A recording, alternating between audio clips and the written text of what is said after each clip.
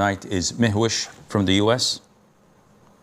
Assalamu alaikum wa rahmatullahi wa barakatuh. Wa alaikum salam wa rahmatullahi wa barakatuh.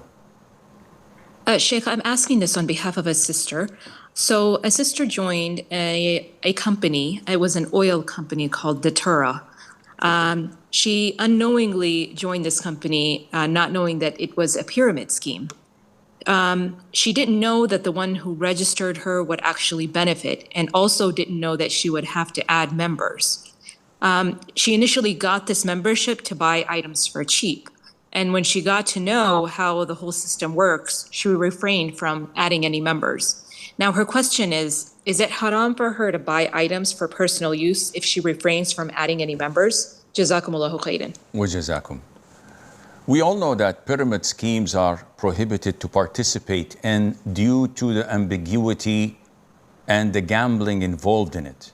So people don't participate to benefit and buy things for cheap. Rather, they do so that they can recruit people who would recruit others, who would recruit others. And throughout the process, they get a percentage of what they sell. And usually, the vast majority in pyramid schemes and multi-layer networkings, that the products you buy are bogus and have no value. But hypothetically, assuming that your friend was registered by someone else, she did not register herself and she's not participating in recruiting anyone, and she uses her membership to buy cheap products, halal products, that's totally permissible, inshallah.